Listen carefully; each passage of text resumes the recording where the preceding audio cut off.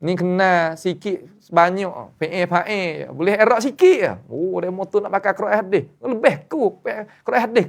PA kena. Jangan. Mari minta daripada bombing. Hei bombing. Sebab tu hamba duk tengok ada seorang doktor kan. Doktor learning ni apa panggil doktor sapah. Faham tak? Kasar sikit tapi sungguh tak pakai apa. Tulis dalam Facebook. Kita bukan tolak Quran, tolak hadis. Tapi kita tolak faham mereka. Mereka faham Quran, faham hadis tak betul. Kita ni orang faham Quran, faham hadis tu betul. Anda dia. Tiba-tiba guru dia faham Quran minta pada bombing ambil tafsir tu. Waqila ya ardu. Hei bombing. Hei bombing. Hei bombing. Ibla'i ma'aki. Mu telailah air mu. Telailah, isaklah. Isak keliklah air kamu. Serung kelik. Pandai waktu ubik lah. Pandai. Seduk. Serung. Tak ada minta tu heret. Serung. Tak ada minta tu heret. Kecek dengan bombing. Serung. Tak ada minta tu heret. Serung. Tak ada minta tu heret. Kecek dengan bombing. Ya. Tiba-tiba guru dia faham Quran minta pada bombing ambil tafsir tu. Ilmu ladunni.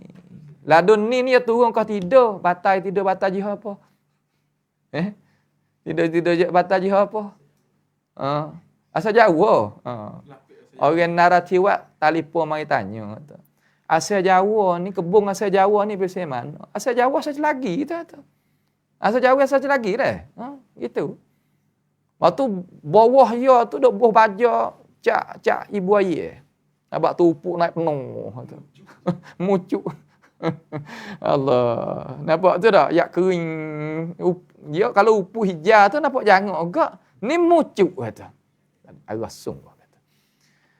Nampak tu benda-benda lagu tu. Nampak tu tak? Tapi pakat pujuk-pujuk lah pasal dia. Orang kita ni apa yang kata hak tak pakar tu, hak dia pujuk-pujuk. Tak pakar, tak adanya apa sekara. Pujuk-pujuk tak atas langit molek tu. Sebab tu kita kena kat ke hak tak pakar tu, nampak tak ada kualiti. Cara politik juga cara kalau kita akak hak pakar tu ya lagu lain pula. Ya orang sunnah kita ni bawa orang sunnah kita berkat belakang. Semejak pada arak tu lagi. Sebab tu bau demo tu jangan orang mana-mana jijak mudah-mudah. Sah. Perak ayat ni. Padahlah cukup dah. Hurai lagu ning lah. Hak ia bergerung dan getar. Bergetar mereka kalau kita hurai lagu ni.